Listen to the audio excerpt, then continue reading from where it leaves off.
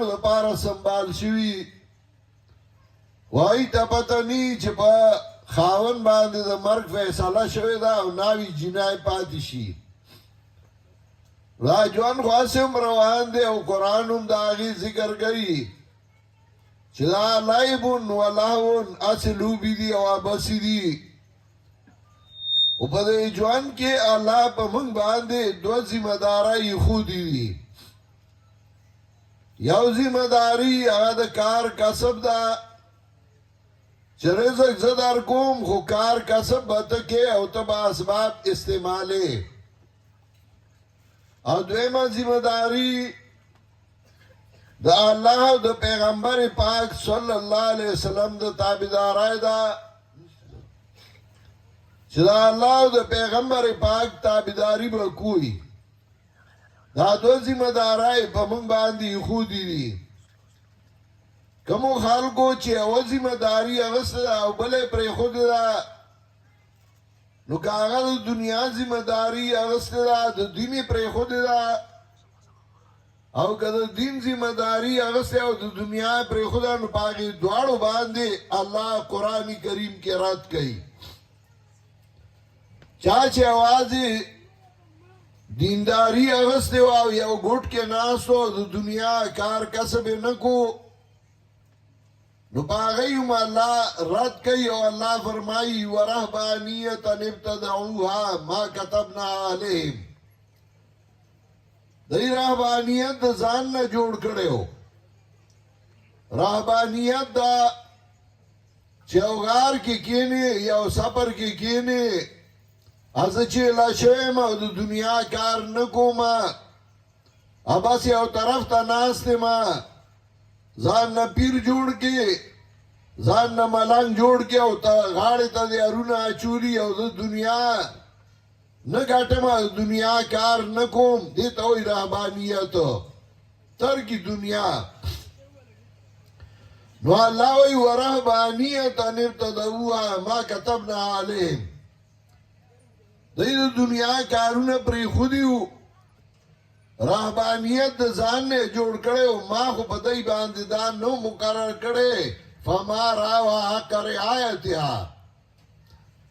وایه چې دی وي دنیا هم پرېښودې ده او دنیا نه ګټو او دنیا کار نه کوو د هغې هم لحاظ ونه کو هغه ګوټ کې ناست هم د دنیا دپاره وه هغه پیري هم د دنیا دپاره وه هغه ملنګي هم د دنیا دپاره وه حضرت عمر رضی الله تعالی عنہ یو ورځ په لاره باندې تېرېده یو سړی ولیده چې هغه یو ځان له ناست و او رهبانیت یې اختیار کړی او د دنیا هېڅ کار یې نه کو او هغه په عبادت کې دومره ننوتی و چې د هغه په هډوکو باندې صرف سرمن پاتې وه او غوښه ختمه شوې وه حضرت عمر رضی الله تعالی عنہ چې هغه ته وکتل نو په ژړا شو چا ورته وی ولې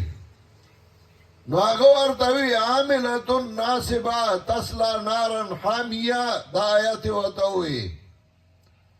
چې الله قرآن کې وایي ډېر خلک به داسي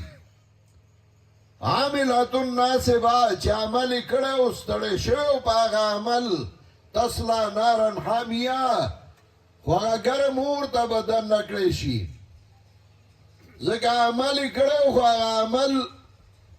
په هغه طریقه باندې نه و چې په کومه طریقه باندې الله خوشحالېده او په کومه طریقه باندې الله رضا کېده چې د انبیاء علیهم السلام لار وه او د انبیاء علیهم السلام طریقه وه نو صرف دین چې دنیا پرېږدي دا هم الله منې کړی دی او دا هم منع کړی ده چې صرف دنیا پسې شي او دین شاته کې او دین ته ډوزګار نه دین موریانو ته پرېږدي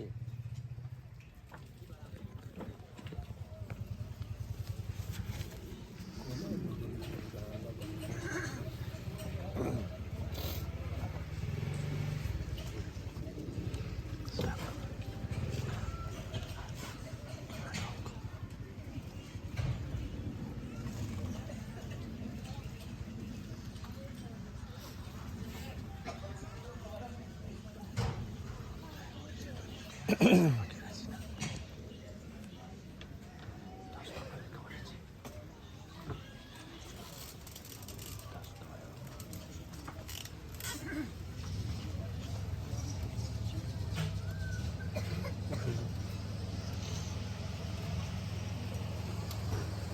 الله منع کړی دا چې دین مولیانو ته پرېږده او دنیا والا او دنیا پسې یا د هغې ذکر هم چې الله د دنیا کوي نو الله د دنیا سپکاوی ذکر کوي او د هغې وجې ښیي سوره کهف کې الله د هغې درې وجې ذکر کوي یو دا چې الله فرمایي واضرب لهم مثل الرجلين جعلنا لأحدهما جنتين من أعناب وحففناهما بنخل وجعلنا بينهما زرعا یو واقعه ذکر کوي د دوه تنو چې یو له الله باغ ورکړی و هغې کې قسمه قسم میوې وې هغه په هغې باندې فخر کو بل دینو چا دیندار سړی و هغه په هغې فخر کو هغه باغ والا هغه باغ باندې سیلۍ راغله عذاب راغی او باغ ختم شو داسې ستا دا ژوند دی دا یو باغ و بهار دی او دا به ختم شي دویمه وجه ذکر کوي واضرب لهم مثل الحياة الدنيا كماء أنزلناه من السماء واضرب لهم مثل الحياة الدنيا كماء أنزلناه من السماء فاختلط به نبات الأرض دویم مثال ذکر گئی دی دنیا مثال دا سے دے لگا چې باران وشي او باغی باندې شنه شنه ګیاګانې واخه راوخیږي لږ وخت بعد باغی باندې وچوبې راشي هغه وچي او زرې زرې شي داسې ستا باغ و بهار دی ستا ځواني ده ستا طاقت دی یو وخت به راشي چې ته به بوډا لاس به دې رېږدي خپې به دې رېږدي نظر به دې کم شوی غاښونه به وتلي او بیا به د دې دنیا نه لاړ شي څنګه چې هغه سیلی هغه واښه والوځوي ستا هغه ژوند به ختم شي او درېیمه وجه ذکر کوي چې کله قیامت کې پاڅولی شي نو بیا به وایي ما لهذا الكتاب لا يغادر صغيرة ولا كبيرة إلا أحصاها دیوئی ما لهذا الكتاب لا يغادر صغيرة ولا كبيرة سدیدی کتاب لرا زما دے عمل نامی لرا چنے زما وڑو کے گناہ پر خود دے نہیں زما لوی گناہ پر خود دے مگر شمیر لی دیا غی لرا ووجدو ما عملو حاضرا او با مومی آغا چه دی عمل کڑے اخکارا و حاضرا تا چه کمی او عمل کڑے اکاغا وڑو کے اکاغا لویون وغا بوینی سبابا بیا ارمان کے چه ما دا سا عمل کڑے اچاغا زمانن پکار را نغے نو دنیا مثالونه پیش کئی دیده پاره دنیا نه زړه کټ کئی چه گوره زړه ور پوری متاڑا نو یو ځای زړه کټ کئی او بل ځای وئی چه دنیا او دا مال المال والبنون زینت الحیات الدنیا والباقیات الصالحات خیر عند ربک ثوابا وخیر عملا دا عجیبه کتاب دے دا خدای یو خواہ دنیا نا زړه کټ کی بل خواہ یوازی دینداری او زبرگی او دا اغا منع کی نو بل ځای کی دواړه یو ځای کی نو اللہ فرمائی المال والبنون زینت الحیات الدنیا مال او زامن دا دنیا زینت دے دا دنیا خائص دے الله د الله زامن درکړي دا د دنیا ښایست دی او د دنیا زینت ښه زامني نو پلار په هغه باندې فخر کوي پلار یې دینداری او زامني دینداری نو پلار به فخر کوي المال والبنون زینت الحیات الدنیا مال او زامن دا زینت د ژوند دنیا ورپسې وی والباقیات الصالحات خیر عند ربک ثوابا باقی بادگی دن کی نیک اعمال دا غردی بنیز درف ستا باندې د بدلې وخیر عملا غردی د امیده ګورو دې ځای دواړه یو ځای کړه معلوم ګټه زامنو مسپال او زامنو لوم پرورش کوه دا د دنیا زینت دی نیک اعمال کوه د قرآن خدمت کوه د پیغمبر د حدیثو خدمت کوه دا د آخرت دپاره ګټه ده نو چې ته نه د دنیا او نه د آخرې یو بادشاه او سړی راغوښته امتحان پې کو 3 روپۍ والا ورکړې وی دا 1 روپۍ اوسه په دې راله اوس راړه دا 1 روپۍ اوسه په دې راله بیاله والا او دا 1 روپۍ راله داسې ځای کې ولګو نو اوس یې نه بیایي سړی هوښیار سړی و هغه پیسې واخیستې 1 روپۍ وړه نو په هغې باندې څه میوه واخیسته فروټ یې واخیستل بله روپۍ وړه نو هغې یو مدرسه کې ولګوله یو طالب لا یو ملا له ورکړه او 3 روپۍ یو ډمه ګډېده نو هغې له په سر باندې کېښوده راغی او بادشاه ته یې ویل ستا هغه امانت مې ورسو هغه ورته وی څنګه هغه میوه هغه فروټ یې ورته مخې ته کړه وی دا هغه تا چې وي چې اوس پرې راله راړه نو هغه مې درله دا راړل دا وخوره دا د اوس دي بیا 2 روپۍ چې تا وي چې سبالې بیالې راله که بیا هغه مې وړه هغه مې په مدرسه کې ورکړه ملا او طالب به پې د دین کار وکړي ستا به د همیشه دپاره صدقه جاریه او آینده له به دې په کار راځي د مرګ نه بعد بیا 3 چې ما تا ته وی چې نه اوس یې نه بیایي وی هغه مې ډمې له ورکړه هغې نه اوس په کار راله او نه دې بیا په کار راله نو زما مهربان الله د الله ژوند درکړی دی په دې ژوند کې دا نه چې ته صرف لهونو ته اړم یا غوبلو ته اړم یا نوکرۍ ته اړم یا کاروبار ته اړم یا او چې سهار پاسې نو دا دې سوچي چې ګټه به کوم ځای کومه او که د کار کسب نه وي نو فراډ او دوکه به څنګه کومه نو بس خلکو له دوکې ورکو دروغ وایه او نه به رزق زیات کې او نه دې زیات که حاکم چې الله مقرر کړی هماغه دی او صرف ځان دې بدنام کو او دا هم نه چې ته وایې دنیا ډو څه شی نه دی زه ملنګ یم زه پیر یم یو ګوټ کې کښېنه او غار کې کښېنه او هېڅ کار کسب مه کوه نه دواړه به کې دنیا به هم کې او دین به هم کې دنیا زینت دی او ښایست دی او په دې باندې قرآن کریم یو ډېر بهترین مضمون پیش کوي تقریبا 45 انبیاء علیهم السلام ذکر قرآن کریم تفصیلا کوي او د نورو اجمالا ذکر کوي په دې تفصیلا ذکر کې په مختلفو عنواناتو په مختلفو انګلو باندې قرآن کریم کار کوي یو طرف ته د پیغمبر ذکر کوي چې پیغمبر دا کړي دي دا کړي دي دا کړي دي بل طرف ته ذکر کوي دا کړي دي دا کړي دي خو یوې مشترکه خبره ذکر کوي چې هر یو پیغمبر کړی ده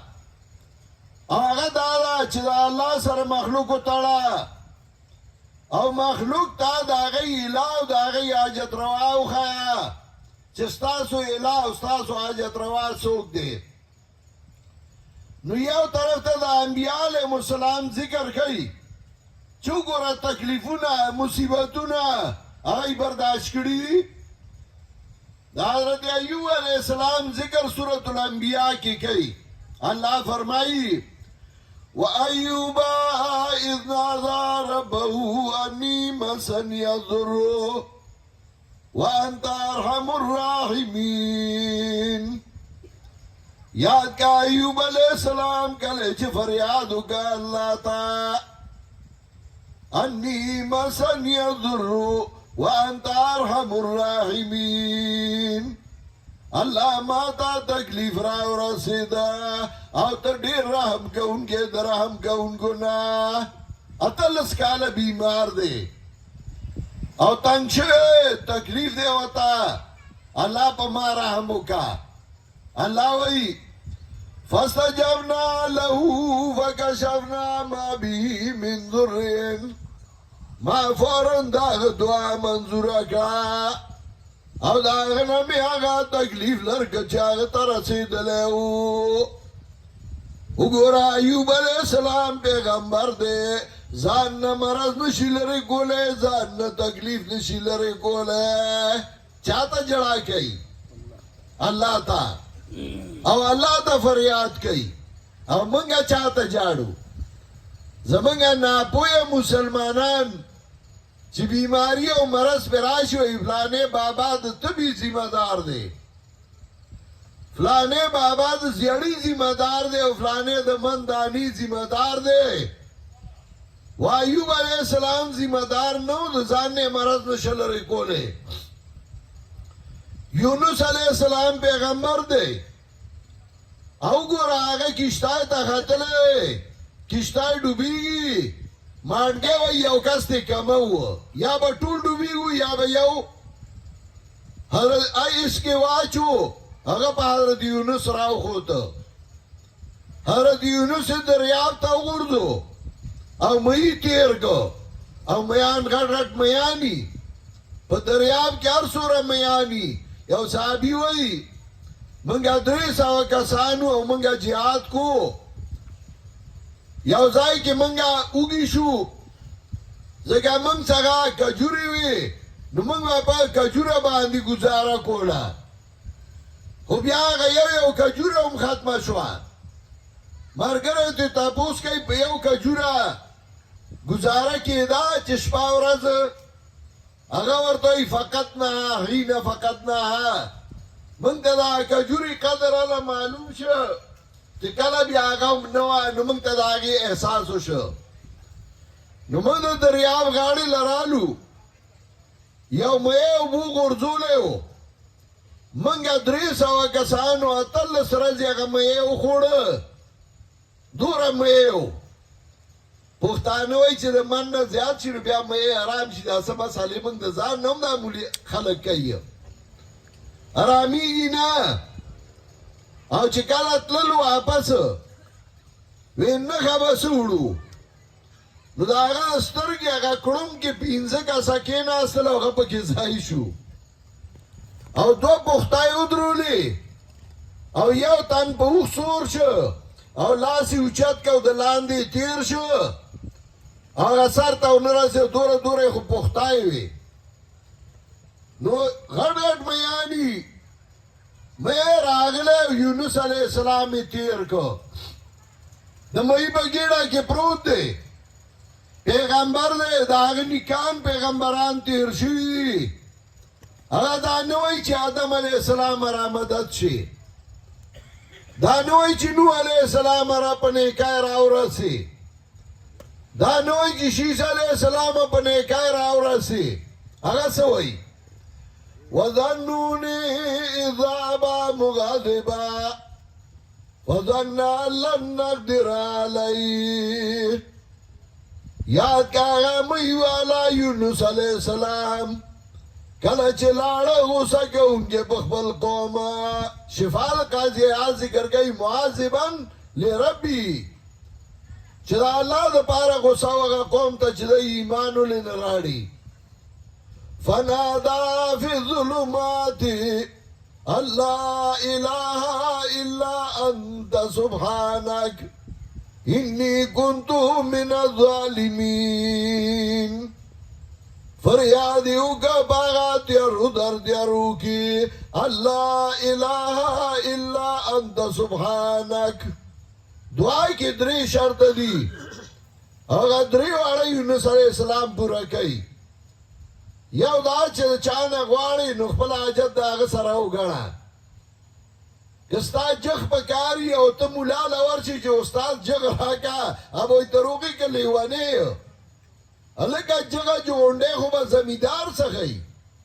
ما نه څه غواړي نو چې د چا نه غواړي خپل حاجت د هغه څخه وګڼه دویم دا چې ځان ورته محتاجه وګڼه که ته وایي جغ مې په کار دی وګورئ زما حاجت درته نشته او چې نشته نو بیا زه سړی یم ما له څه له راغلی او دریم دا چې چا نه غواړي نو هغه ته بخیل نه وایي که ته وایې جغ مې په کار دی او زما ضرورت دی خو ته ډېر لوی بخیلي میږې درنه دهنه نه شي وړی نو هغه وایي چې بخیل یم بیا څه له راغلی یونس علیہ السلام دا درې واړه شرطه پوره کوي او لاندې په تیارو کې د مئی په ګېډه کې پروت دی یو حدیث کې راځي رسول الله صلی الله علیه وسلم فرمایي لا تفضلوني على يونس بن متى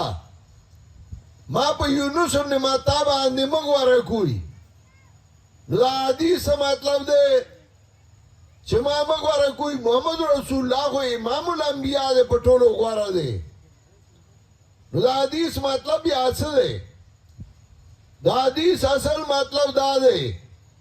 چې زمانه بره څوک تلي نه دي ځکه الله رسول الله صلی الله علیه وسلم د معراج په چکر باندې بوتلی او معراج بره بوتلی و اسمانونو ته او دا د یونس نه کته څوک نه تللی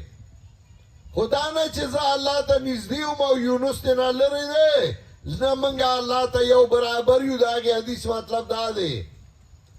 یونس علیہ السلام وایي الله اله الا انت ته خبرې مه کوه ښه دا چل به دې مخکې زده کړی الله اله الا انت څوک حاجت پوره کوونکی نشته مګر ته الله اله الا انت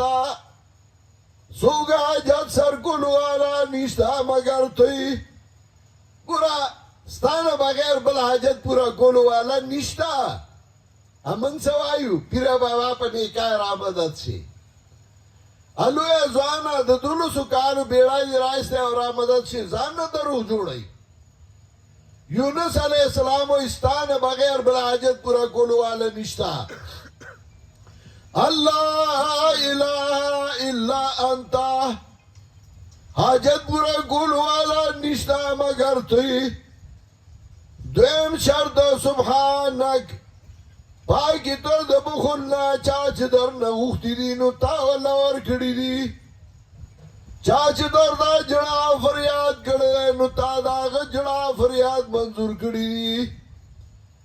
او درم شرط انی کنتو من الظالمین زدا غچانے ما چا اسباب دا نجات اور سخا کمی ما سخا کشتای نشتے لاج نشتے لامبو نشموالے زما د خلاصون بلا لار نشتا بغیر ستانا اللہ وی فاستجبنا له ما فورن داغ دعا منظور اکرا ونجیناہو من الغم ما داغ غم نخلاص کا ہمیتا میں حکمو کا اچھتے غرزو اغلا میں نجات ورکا یو بل پیغمبر دے زکریہ علیہ السلام داغ زیہ نشتا او دا انسانی فطرت دے سڑے وای چیزیے میں دیرہ میں آباد آوے زمان بعد اگر کار کڑے نو حضرت زکریہ علیہ السلام اللہ تا جاڑی ہوگوئی وزکریہ اذ نادى ربه رب لا تذرني فردا وانت خیر الوارثین. یاد کا زکریا علیہ السلام کله چې فریاد وکړ الله تا رب لا تذرني فردا، الله ما یوازې مپریدا، ته ښه وارث ورکوونکی الله ما له وارث راکا. او داسې لفظ وایي چای کې دنه یو لوی مغز دی، وارث راکا. وارث یې هم کېدی شي، وارث لور هم کېدی شي، وارث نوسی هم کېدی شي، چې زما کار بس مخکې بوځي. ما له داسې څوک راکا چې زما کار د دین هغه مخکې بیایي. چې هر څوک یي الله وایي فاستجبنا له ووهبنا له يحيى واصلحنا له زوجه.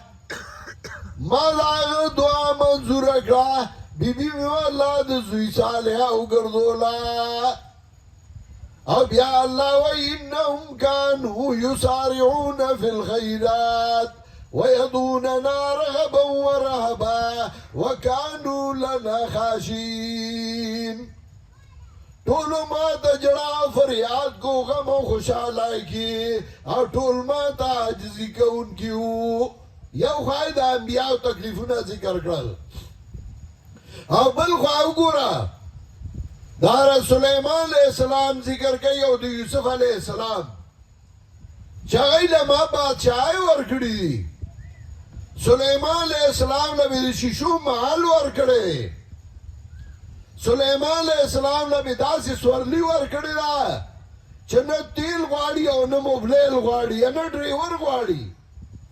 او چې کوم هوا ته وایي نو هغه روان دی، تخې په هوا باندې روان دی. ما او تاله یو سبق راکوي که دنیا دې ښایسته کوم او دنیا درکو. نو حضرت سلیمان له مې ورکړې وه، یوسف له مې ورکړې وه، خوشحاله یم پې. او که در مې نه کړه نو ما ته عاجزي کوه، ما نه ګیلې او شکوې ونه کړې، هسې نه چې ته په ګیلو او په شکو باندې اړم شي. دا دواړه یو ځای کوي راته. موږ باندې هم د الله یو احسان دی. پخوا یو دور و چې پښتنو او امیانو به وي ای به حلوا ده د مولا ده، او ای به خامار دی، نو ای به د ځوانانو کار دی. تقسیم یې کړی و، مار وجل هغې ځوانانو ته پرېښودي وو، امیانو ته یې پرېښودي وو، مولا یوازې مولا ته یې صرف حلوا پرېښودې وه. د الله احسان و، د الله کرم و. یو جماعت او یو ډله الله پیدا کړه، او د هغې امام، د هغې قائد او د هغې لیډر هغې داسې سړی وګرځو چې د هغه نیکه زمیندار و او د هغه ور نیکه زمیندار و، دنیادار خلک و. د هغه نیکه، د هغه پلار هغه کاروباري و، د تماکو تجارت په هغه زمانه کې کو چې تجارت چلم چاله نه ورته. او د هغه پلار د ورځې به یو شان څادر و، د شپې به بل شان څادر و په هغه زمانه کې. او په هغه زمانه کې حیثیت خاوند د دنیا. هغه علم وکړه. نو کله چې هغه علم وکړه، یو طرف ته دنیا هغه کاروبار، هغه زمیندارۍ، هغه تجارتونه، او بل طرف ته د دین هغه دواړه یو ځای کړل. او خپلو شاګردانو او ملګرو ته یې وویل چې دنیا هم کوئ او دین هم کوئ. د دنیا کاروبار هم ځان له دی، د دین کاروبار هم ځان له دی. هغه سړی څوک و؟ هغه یو سړی و چې هغه د مولیانو بدې شه، د پیرانو بدې شه، الا من شاء الله. کوم چې حق پرست علما وو نو هغوی پې ځان قربانو، او هغوی ورته خپلې څادرې غوړولې. او کوم چې هغه مولیانو، هغه پیرانو چې هغوی په دین په جامه کې خلک دوکه کول، هغوی نکاح په پیسو تړه، وړوکي د بانک په پیسو وي، جنازه یې په پیسو کوله، په مړي کې د هغې ګټه وه په ژوندي کې ګټه وه هغې دشمنانو ګرځېدل نو یو شور جوړ که چې دا یو سړی پیدا شوی په پنځپیر کلي کې او هغه اولیا نه مني هغه دعا نه مني او هغه خیرات نه مني هغې بدنام که چې دا یو ناکاره سړی هغه سړی زما پلار و زما نیکه زمیندار و زما نیکه تماکو تجارت به کو کاروباري و زما نیکه د کلي معزز سړی و زما والد صاحب علم وکړ او چې علم یې وکړ نو هغه راغی او خلکو ته یې وویل وا خلکه دا ستاسو هم ذمه داري ده دا نه چې تاسو به دنیا کار کوئ یا ملا به د دین کوي تاسو به د دین له ګوتې نه ورړئ نو هغه زمانه کې زما والد صاحب ټرکونه او کاروبارو مشینانو د وړو او د لرګو کاروبارونه هم روان کو د دین کار هم روان کو او د کلي هلکان به یې راجمع کول هی ته د خدای کتاب ښوده او د خدای د کتاب نه یې خبروله نن هغه سپین ږیري بوډاګان دي کوم چې هلکان او د هغه نه قرآن ویلی نن الحمدلله په پنځپیر کې هره ښځه او هر سړی هغه له قرآن ورځي د دنیا کار هم کوي او د دین هم کوي په پنځپیر کې زنانو د قرآن تفسیرونه ولیکل زنانو قرآن کریم وښوده هغه عامیان خلک وو نن هغوی د قرآن خادمان وګرځېدل هغه تحریک او هغه جماعت نن موږ ته پاتې شو او موږ هم په هغه نهج او په هغه لاره باندې روان یو کومه لار چې هغوی موږ ته پرېښودې وه چې خلکو ته قرآن وښیي امیان د قرآن نه خبردار کوي چې کله د قرآن وي او د دین نه خبر شو بچی پیدا شو په خپله به ورله بانګ وایي په غوږ کې یو کې بانګ وایي اذان وکړي بلکې به اقامت وکړي دی به خپله جنازه په خپله کولی شي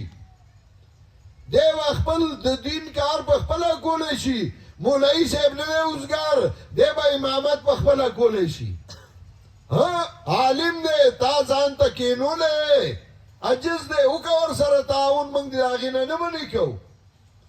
خو دا نه چې د دین ټیکه به هغی سره د دنیا ټیکهداري به تا سره دین به هم کې او دنیا به هم کې په دې سلسله کې کله چې سړی د دین نه هم خبري دنیا نه هم خبري نو هغه بیا د ډېرو حرامو څیزونو نه بیا ځان ساتي او د دې وجې نه قرآن کریم چې کله د مؤمنانو صفت کوي نو اول صفت دا کوي الله فرمایي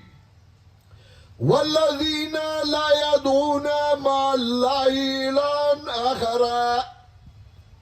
هغه مؤمنان دي چې هغوی بغیر د الله نه بل اله نه را مدد کوي بغیر د الله نه بل چا د را مدد چې نه وایي بغیر د الله نه بل څوک د طبع او د زړی ذمه دار نه مني والذین لا يدعون مع الله إلها آخر ولا يقتلون النفس التي حرم الله إلا بالحق او مرګونه نه کوي څوک نه وجني مگر په هغه طریقه چې هغه په جایز طریقه باندې جایز هغه د حاکم کار دی یو سړی قتل وکړ وارثان یې معاف کوي نه نو حاکم به یې قتلوي ته یې نشي قتلولی یو سړی جرم وکړ د قتل دی حاکم به په هغه باندې حکم کوي ولا يزنون ومن يفعل ذلك يلقى أثاما او نه زنا کوي ځکه په دې سړی ډېر بې حیا او بد ښکاري چې ته پردی لورخور ته بد ګورې ستا هغې ته به لازمن بد کتی شي او که ته د خپلو خویندو د خپلو لوڼو حیا او عزت ساتل غواړې نو د هغې دا نه چې تاله ورپسې و دا هغې دا نه ده چې ته د زناورو ژوند ته ورواړو دا هغې دا نه چې ته له حق مو ورکو دا هغې دا نه چې ته له حیثیت مو ورکو یو اسان علاج درته ښیم او تا ازمیښ وکړه یو کال یو شپږ میاشتې ته په ځان دا لازم کا چې زه به پردی لور خور ته بد نه ګورم او ته بیا وګوره چې په هغه ورځو کې ستا لور خور ته چا هم بد وکتل راشه زما په مخ وتوکه خو که ته پردی عزت هلې ستا به اخیستی شي قرآن موږ ته ځکه دا لارې ښیي چې معاشره راله سموي اخلاق راله سموي کردار راله سموي او د دې معلمین او د دې ښودونکي هغه د مفتي نجیب الله غوندې کې خلک چې تاسو ته دې د عاجز اړمې مدرسه جوړوي یو ته وایي ما سره تعاون وکړه بل دا آسان کار نه دی دا ډېر ګران کار دی او ته چې هغه لږې سپینې جامې واچوي نو ته وایې دا زما په چانده اخیستې دي نه نه زما مهربان ته ملګرتیا ورسره وکړه تعاون وکړه راشه کښېنه ورته د هغه مرسته وکړه او ته بیا ګوره چې په تا د الله څومره نعمتونه شروع کېږي او مهربانۍ شروع کېږي نن د خوشحالۍ موقع ده چې هغه بچو ته قرآن کریم ښودلی چا ته په الفاظو چا ته په حفظ چې هغه یې حافظان جوړ کړه ستاسو خدمت کوي ملګرتیا او مرسته ورسره وکړئ دا به ستاسو هم ذریعه د نجات وګرځي او دا به زمونږ هم ذریعه د نجات وګرځي موږ د چا دشمني نه کوو موږ چا ته کنځل نه کوو موږ به چا ځان ضرور نه ګڼو موږ کمزور یو زما والد صاحب الله دې پرې رحمتونه ولیږي د کلي پښتانه یو او بیا خضرخیل یو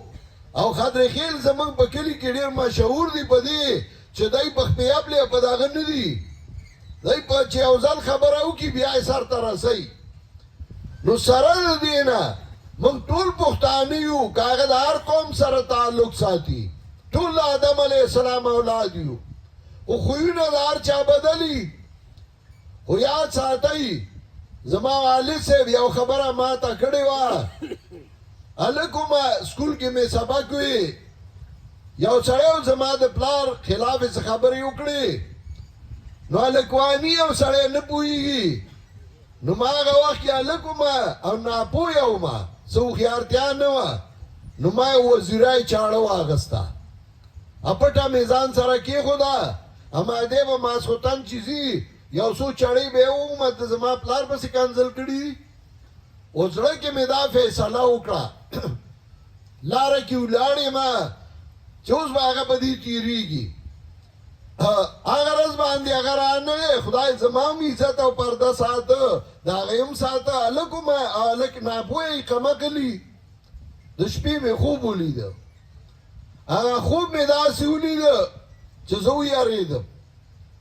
ما سهار وی چې دا کار خو جوړې ښه نه کومه سهار مې پلار نه تپوس وکړه ما ورته ویل دا فلانی سړی دی او که ته خفه کېږې نه نو زه یې وهمه نو هغه وخندل ما ته یې وی کمقله دی خو زما په دې مخالف دی چې زه دین کار کوم که نه نمایاو وی دا دین کار چې زه کوم دا خو ما یو پیغام رسوم د الله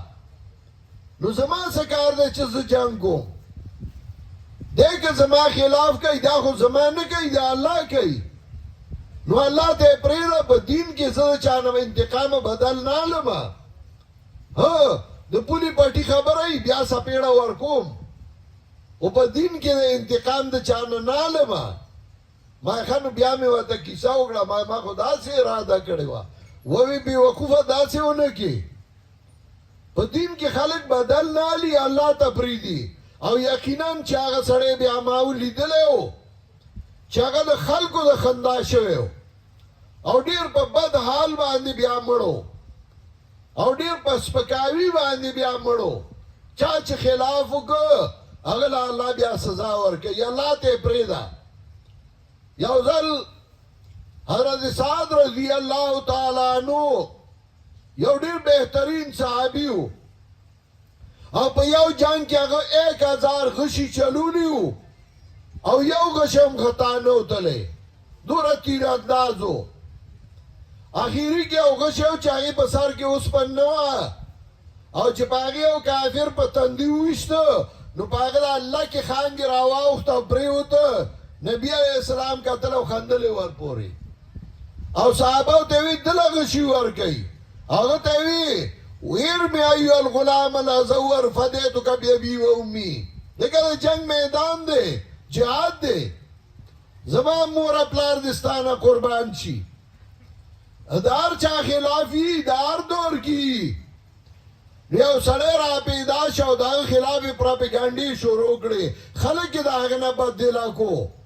اگدہ واقعہ دا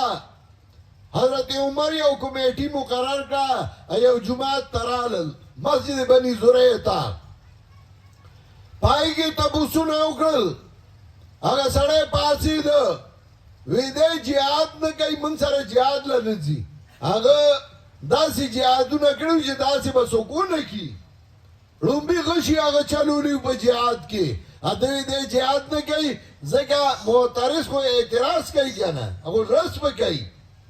اگو زان لبانا گوری چاگا خبری اکڑی نو آگا حضرت سعد پاسد آگا نور سو نوی آگا جماعت کی ادرید آگا وی اللہم ان کان عبدک آذا کاذبا فعدل عمرہو عدل فقرہ وارضو بالفتن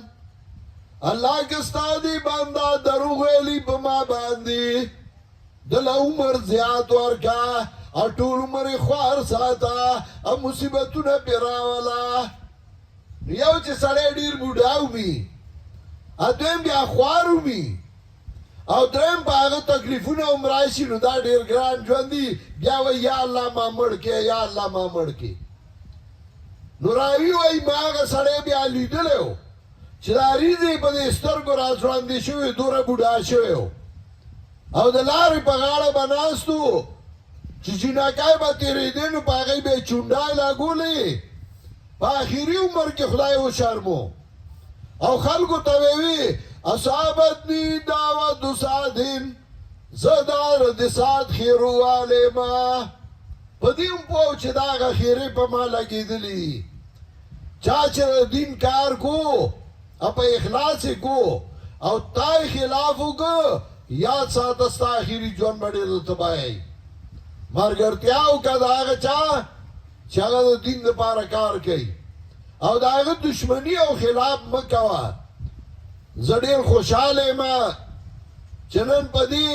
بانڈا کی او پا دی کلی کی پا دی پٹو پا میانس کی مفتی نجیب اللہ دا آغای مرگرو دا مردان تنظیم دا تخبائی تنظیم